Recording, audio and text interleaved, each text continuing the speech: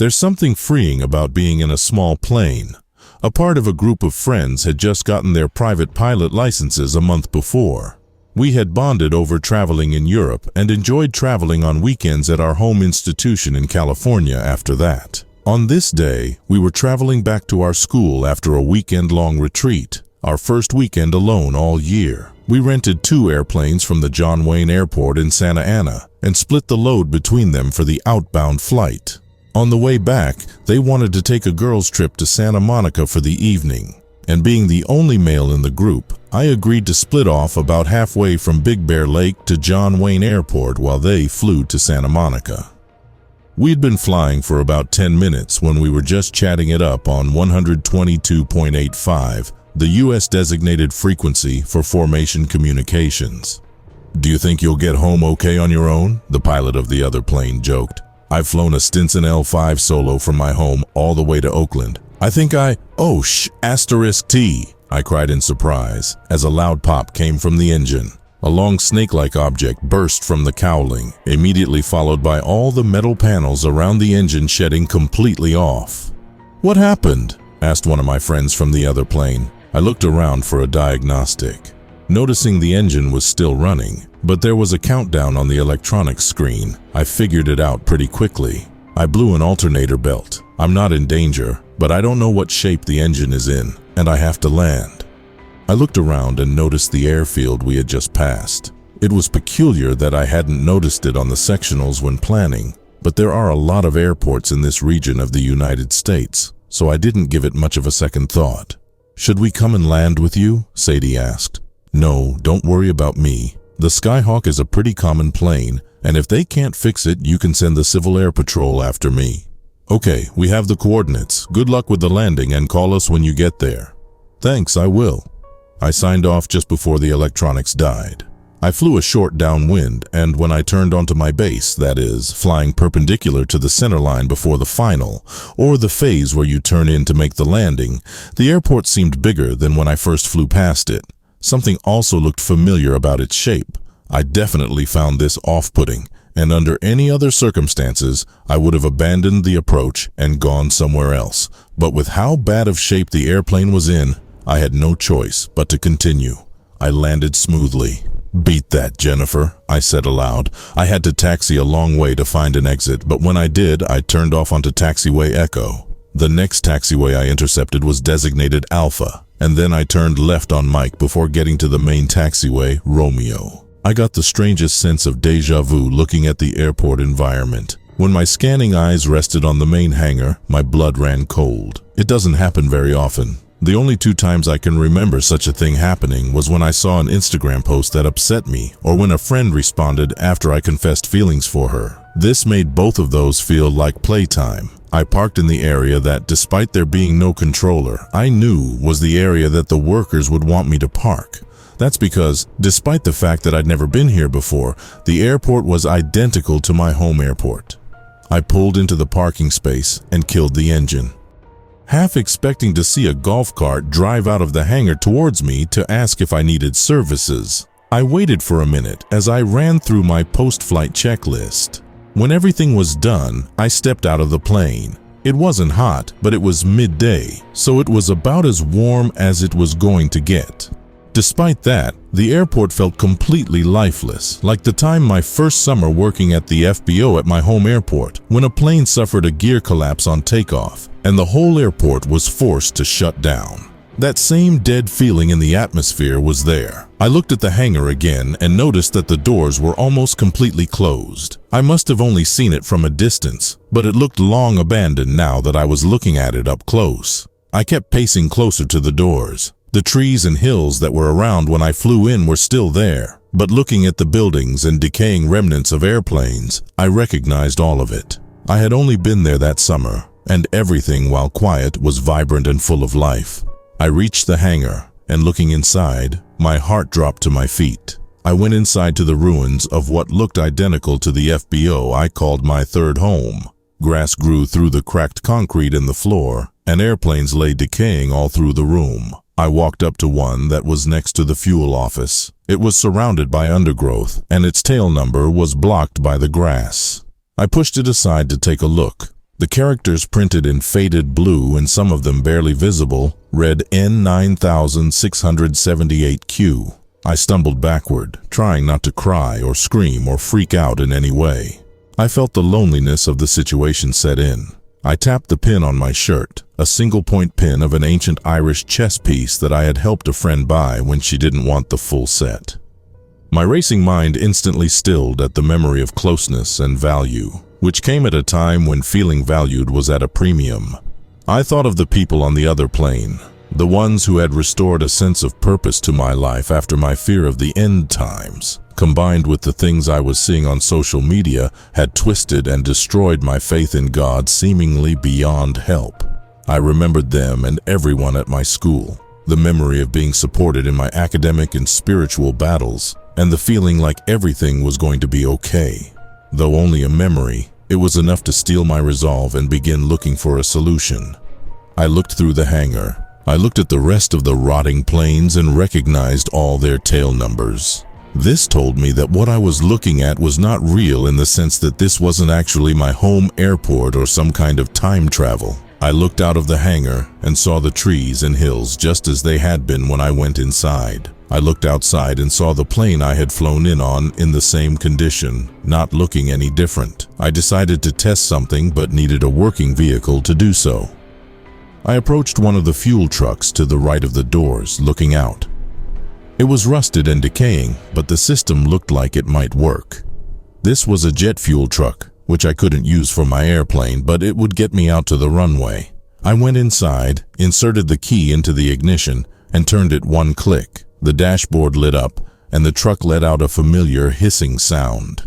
I knew that it was priming itself. Despite looking as dead as the rest of the place, it still worked. Once the hissing had calmed down, I turned the key again, this time turning the engine. To my surprise, it caught. As the diesel engine was idling away, I got out to remove the chocks from the wheels, which, to my surprise, were there. Instead of putting them up on the fender, I brought them into the cab and put them on the floor of the passenger's side. The truck drove like it did when I was working at the FBO. When I got to the runway, my memory was confirmed, and even with the warmth of the memories of the community I hold so dear, I shuddered. The number on the runway was 8L. I had no idea what this meant, but I knew one thing. Something about this place was horribly wrong. I was not home. I was in some kind of ghost town. For reference, if I were home, the numbers on the runway would have read 13L. I drove the truck back to the hangar at full speed, not caring about speed limits or possibly crashing the truck. On my way back, there was a pristine white Robinson R22, which I recognized instantly as my favorite customer from the FBO. Aside from my plane, it was the only other airworthy aircraft I saw. There was no one with it, and when I went inside the hangar, there was no one there or in the office. Something was off about it though. It was clean, well kept, and looked new. Not brand new, but functional. I thought about calling out, but knowing how that usually ends in horror movies, I elected not to. The light switched on when I entered, which, on instinct, I took as a cue to book it the hell out of there. Upon getting back to the FBO where I had parked, I put the chocks back in place as per the rules and listened to the sound of the silence. I walked over to my plane and tried the battery. To no surprise of mine, the master switch did nothing. For the first time, I inspected the front end of the airplane. It was clear that when the belt blew out, it did some damage. The engine appeared unaffected, but the alternator was never going to work without a physical connection to the engine. I held my hand over the engine block. Without the cover, it was no surprise that it had cooled down quicker than normal.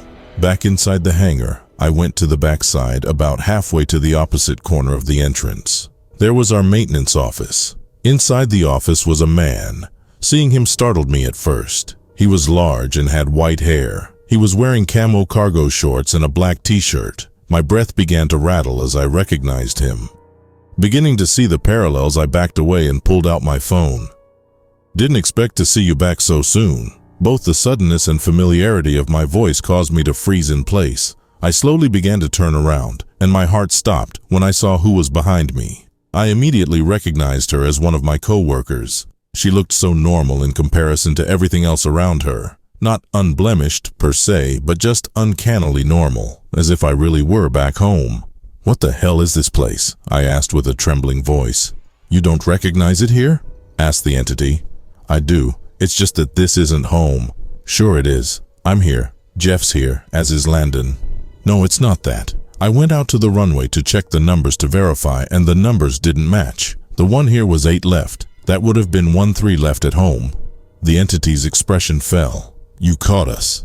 The fear I had felt before hit me all at once, but somehow there was a comfort in it as well. The way that the entity's expression changed was not one of disappointment or excitement. It was one that felt like it was relief laced with compassion. "This isn't an airport. It's..." She paused, as if looking for the right words. "Let's just say you're in the lion's den. There are creatures here that create these. Well, they aren't illusions in the sense that they're not real. Go touch that plane over there." I walked over to 78Q and reached out for its tail. Instead of rusty and old, the metal felt smooth and glossy, as if it hadn't decayed. It was, however, really there. I turned around to look at the entity, which had changed. It was now a tall biped, not ugly in appearance, but not strikingly beautiful. Its skin was healthy and tough, but stretched over a bulky, muscular, and very tall frame. Its limbs were well within the proportion of that of a human, though its face was distinctly inhuman.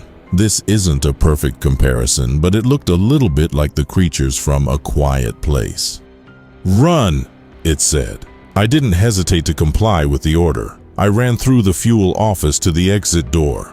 When I went through, I entered the familiar parking lot where there were cars, but something told me that even they were traps, despite appearing operational.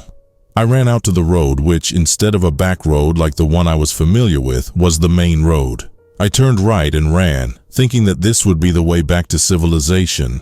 I saw what looked like a town down the road after running for about 100 feet. I instantly stopped and turned around, figuring that the town would have been something worse than the airport. I ran for a while until I felt like I was going to pass out. I sat down with only the forest anywhere to be seen. I pulled out my phone, which had plenty of battery, but no service. I pulled up the voice memo app and began to record. "I don't know who's going to find this, but I want my friends and family to hear it. Ask about. They'll tell you who they are. I made an emergency landing at an unknown airport following the failure of an alternator belt, and I'm stranded in the forest. The road disappeared and I'm on an obscure trail. I'm tired, dehydrated, and hungry, so I don't have a lot of hope of getting out of here. The airport was nice enough. Something's out to get me, but one of its minions let me go. I've been running for about half an hour. I'm not athletic, so this short distance has already killed me. There's no sign of civilization around me anywhere." I looked around and saw what looked like the entrance to a tunnel. It was covered with a corrugated metal door, and right next to what looked like a lounge. There was no sign, but I didn't need one to recognize the building. "Oh, you gotta be fucking kidding me," I said, before terminating the voice memo. I turned to run in the opposite direction, but when I did so, I immediately felt a splash in my feet. I looked around and saw that I was inside a tunnel. There were 2 metal bars tapering into a track that ran along the left side of the floor, with a control box to my left and a bar running over the top of the room. Just past that bar was a curtain of blue fabric strips. I didn't have to look as far as the strips to know where I was. I could feel myself starting to lose it, largely due to the physical ailments I already mentioned. "That's it, huh? You're just going to throw me in my personal hell and leave me here to die? You don't understand, do you?" The creature behind me had taken another human form, a short, overweight man with long white locks, a goatee of the same shade, and those deep, penetrating brown eyes. My boss at the old car wash I worked at when I was 17 was a nice enough man, but I didn't get along with his leadership style. God bless his soul, but that was nonetheless a traumatizing experience, especially the last 2 weeks. Understand what? You see, I know you're not healthy, that's all by design. I don't know if this place broke your will, but by running you drained yourself. That creature didn't let you go out of benevolence. She knew she would get her meal in due time if she did. Yeah, and who are you and what do you want? We're a species of ancient elders, and quite simply, we're looking for food.